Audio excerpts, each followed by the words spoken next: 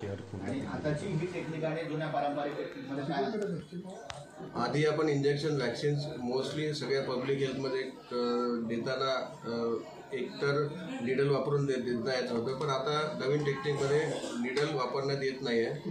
आणि ही जी टेक्निक आहे ही फक्त म्हणजे जसं इंजेक्शन देताना 4 याच्यावरती द्यावं लागतं, एक तर इंट्रामस्क्युलर, सबक्युटेनियस, इंट्राडर्मल आणि इंट्राव्हेनस. यापैकी सबक्युटेनियस आणि इंट्रामस्क्युलर इंजेक्शन हे निडल फ्री इंजेक्शनद्वारे देता येतं आणि बाकी इंट्राव्हेनस आणि इंट्राडर्मल इंजेक्शन यावरती देता येत नाही. याच्यात सर्वात महत्त्वाचं म्हणजे निडल वापरण्यात येत नाही, त्यामुळे इथे जे टिश्यू ट्रॉमा आहे, आतमध्ये ट्रॉमा होऊ शकतो तो ट्रॉमा होत नाही. एक लहान मुलांना किंवा काही म्हाताऱ्या माणसांना ज्यांची भीती असते, भीती नाही, काळजी पण नसते. आणि ट्रॉमा नसल्यामुळे जे काही ट्रॉमा रिलेटेड कॉम्प्लिकेशन आहे जसं सूज येणं ह्या गोष्टी या इंजेक्शनवाटी होत नाही. याच्यात टेक्निक म्हणजे हे एक जेट इंड्यूस एक प्रेशर टेक्निक आहे. प्रेशरवाटी इंजेक्शन आतमध्ये जाते आणि त्याची जवळपास जी प्रेशर आहे ते प्रेशर एक 4 सेंटीमीटरपर्यंत इंजेक्शन जाऊ शकते. जर आपण आपली टेक्निक जर वापरली सबक्युटेनियस इंजेक्शनसाठी तर सबक्युटेनियस इंजेक्शन प्रॉपर जिथे ज्या टिश्यूला लागेल तिथे जाते आणि इंट्रामस्क्युलर इंजेक्शन जर द्यायचं असेल तर इंट्रामस्क्युलर इंजेक्शनला तसं टिश्यू स्प्रेड होऊन ते पिअर्स होऊन स्किनच्या पिअर्स होऊन ते आपण जे इंजेक्शन ते द्रव आहे ते आतमध्ये चालले जाते.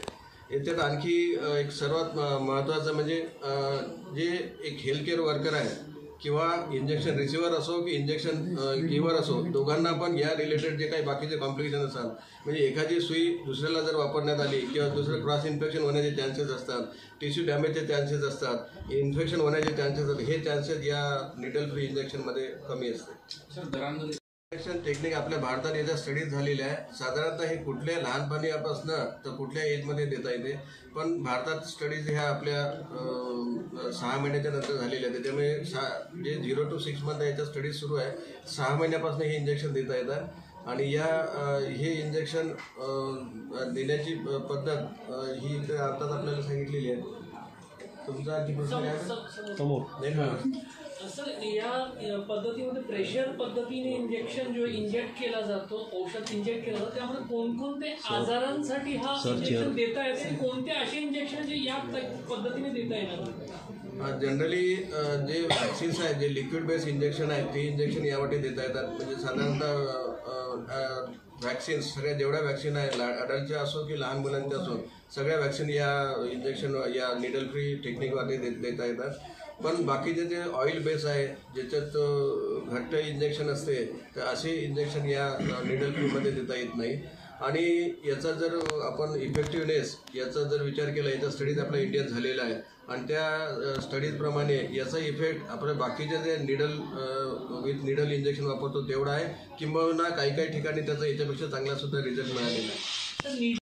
आधी म्हणजे आपल्या भारताच्या बाहेर मागच्या बऱ्याच वर्षापासून आहे. USA याचं आधी सुरुवातीला वापर झालेला आहे. बाकी त्या 7-8 कंट्रीमध्ये आहे. युरोपमध्ये आहे, हंगेरीमध्ये पण याचे बऱ्यापैकी वापर आहे. आणि आता काही नवीन स्पेन, जर्मनी इथे पण काही वर्ष पुढे सुरू होत आहे इंजेक्शन. आपल्या भारताच्या मागच्या एक 7 ते 8 महिन्यापासून सुरू झालेलं आहे. आणि हे टेक्निक इतकी सोपी आहे की पुढे जर लोकांना जर ट्रेन दिलं तर आपण पब्लिक हेल्थ एक मास व्हॅक्सिनेशन म्हणजे खूप लोकांना जर व्हॅक्सिनेशन द्यायचं असेल अशा ठिकाणी पण ही टेक्निक वापरू शकतो. हे एक जनरल प्रॅक्टिस सुद्धा ही टेक्निक वापरू शकतात. एवढी सोपी टेक्निक आहे.